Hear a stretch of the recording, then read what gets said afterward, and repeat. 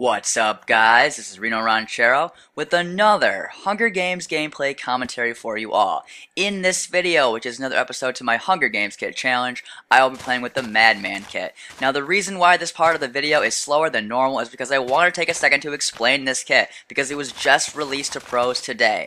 Madman is basically an anti-team kit. When a player gets near you, they start to gradually get weaker. The more players that surround you in a 20 block radius, the faster those players get weaker. So basically, the bigger the team you're facing, the faster they will get weaker, as long as you can stay alive. So it's balanced in this way, because teams don't automatically become weaker. They get weaker over time. And if you're asking yourself, well, can't I just team with another Madman? The answer to that question is no, because Madman affect other Madmen. So it really is the perfect anti-team kit that can't be abused by teams. It's not like Berserker, where you could team up with Berserker and just kill everyone. This is much different. It's just for those soloists who want to take out teams, so it's great. So let's start the game off here. There's a guy down here who's glitching to the side. I'm able to hit him a lot with my sword and kill him and get all of his mushrooms. He was a donator, so I get all the stuff. And then we get a team of two, so we see the Madman kit in action. I give both of these guys weakness because they're on a team and they're close to me. I'm able to kill that guy pretty easily. And then his teammate runs off and hides in a hole. So I guess if you want to do that, you can. But he didn't even have a sword. He could not defend himself, and I finished him off.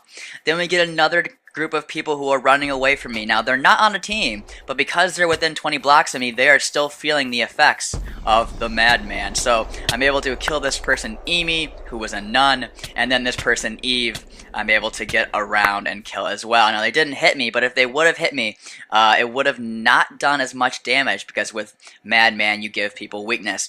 So we're going through the taiga here. I already have a stack of each mushroom, so I'm doing really well in that department, and I'm looking for more people to kill. We get a team of two here who automatically start to get weaker, and they're a team of two, so they're getting pretty weak. I'm able to kill Jared right there, and then Zulu Destroyer, who was a Thor. You can see I only took 1.5 hearts of damage from Zulu, and I wasn't blockheading, so that's how much damage he did, because he was on a team.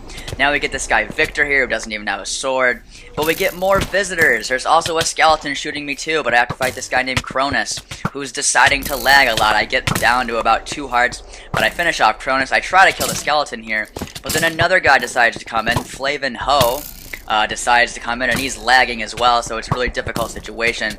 But luckily I have 2 soups left, and I'm able to kill Flavin, and finally kill that skeleton who's just causing a lot of problems. Ever since 1.5 and they buff skeletons, that's been really annoying for sure. But then we go to this ravine, and there's this person Thoran, who I stomped to death, which really didn't happen because I wasn't a stomper, but he was really low in health, and I just finished him off.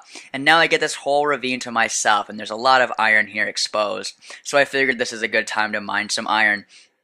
I'm finding myself in the top 25 of this game early. We started as a full server, and we're already getting a lot of people dead. And that is partly thanks to me, because I have been playing an offensive game to start off with.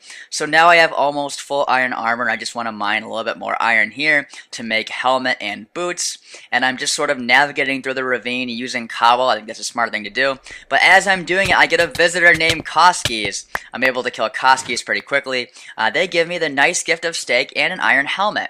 I think they were also wearing boots, but I didn't get them because they fell. So I just made some iron boots, as well as an iron pickaxe and an iron sword. So I had pretty much everything I could want in the iron department. But there's still a lot more fights to go. I'm in the top 17. The feast is going to start in just 4 minutes, and there's a lot of people on my compass. One person's name is 2008. Hi, he's getting mauled by mobs. So I just run in and decide to put him out of his misery, you know, help him out that way. And then we get this guy here who's trying to tower as a stomper. I don't like it when people tower. It's really obnoxious. So I'm jumping up and trying to hit him in the feet. He falls down right there, and I'm able to kill him. Well, actually, he dies from fall damage, which is really ironic for a stomper. And then we get this cultivator. He's trying to spam saplings, which is always really nice, people abusing glitches. But look at the irony there. He gets caught in his own tree, and I'm just laughing really hard in real life. You can't hear it now. And look at this zombie. He gives me the diamond sword for me. So that is really nice of him. I think we're starting to see that zombies might really be human. So I just pressed tab right there, and yet there's still 4 gold names in this game, which means they're probably using some interesting kits to try to trick me in some way. So I definitely want to be aware of that. But first we have some more people. This guy here, Milano, comes in. He's a hermit. And it looks kind of suspicious, but I think it's just because of the lag, and because he's glitched into the ground, then it looks kind of weird. But anyway, we have this fight here. I'm quick dropping, and this gives me a good advantage here because I am below him. So when you're below someone in PvP, you can get a lot of hits on them in the feet, and you can try to kill them that way and get a lot of nice combos. And right there, I am able to finish off my Lano. I go back around the feast platform, make some more soup, and we get another guy who comes in full iron. This guy's name is Marotolas, or Marotolos, and we're having a good fight here. I'm getting some good combos. He's also hitting me a lot as well. I get a good thing going there. He tries to run away, but I still have soup left, so I'm pursuing him. And right as he tries to run away, I finish him off. So I go back to the feast, and I'm about to put on some diamond leggings when this other guy comes in, Evan. He's actually a hermit, and he tries to fly away, but I kill him as he's flying, and all of his stuff kind of flies up, and it looks pretty cool. And I'm able to put on diamond leggings and diamond boots, but I see two people underneath the feast, so I decide to see what they're doing. It's two people in panda skins with strength. One of them's an Urgle and the other one is Fisherman. The Fisherman tries to fish me away. It's like a cute little routine they do where they hit me with strength and fish me around. But he abandons his teammate right here, so I'm able to kill Pork Chop Eater 1 pretty quickly. And I make my way back to the feast platform, and there's someone else named You'll Be Badger. So this is just a crazy game, folks. You'll see I have 16 kills on the game, and now I'm fighting this guy here who has diamond leggings, so we have pretty close to the same armor. And he is just getting some really good combos on me to start off with as we're fighting on the feast platform. I have to refill before he does, as he hits me more and more. And as I'm quick dropping here, I'm actually picking up some soup off the ground, which can be really useful. That's kind of one of the nice things about quick dropping, is you can just almost automatically refill as you're going, which makes you really hard to kill. And that guy backs off, so I'm able to fight some more people here. Smee0710 gets killed there. He had iron boots. And then I take on Energy Drinker. This guy gets some crazy combos on me. I'm not really sure how to explain this, but he just hits me a lot. He only has a chest plate, and I have half diamond, half iron, which is crazy. But then luckily here, I'm able to finally kill him where I have one soup left. I'm not going to question it. And then You'll Be Badger comes in, and we're fighting yet again. This is another example of how being below someone can really help you. I'm getting a lot of hits on him as we're going down this hill. He is throwing bowls, or maybe I'm throwing bowls. I don't really know what's going on at this point. But it's been a pretty crazy fight for sure. Trying to get some good combos on him as we're going through. Quick dropping is always something you should do if you can do it, because a lot of people will be coming in and trying to fight you, and you always want to be able to refill quickly. So right here I'm able to get some soups into my hotbar, and then as he tries to hit me more, he tries to ender pearl away, but it's too late for him, and I finally kill You'll Be Badger. So that was a really good fight. That guy really knew how to PvP. So now I'm going through, I get a sharpness 1 diamond sword. I go through and grab some more stuff from the feast like TNT, flint and steel, bow and arrow, all that good stuff. I take the enchantment table, and I light the feast and blow it up. Now my iron helmet is about to break, so I have to go through this guy's loot and try to get an iron helmet, and now I am set. And there are 6 other people in the game besides me, so I'm looking to finish this game off. It's been really hectic, but I've really enjoyed the Madman kit. This is actually the first time I ever tried the Madman kit, and it was just great. So now we're going after this guy here, who has a pretty interesting username. I'm not going to say that, but I killed him there with my sharpness 1 diamond sword.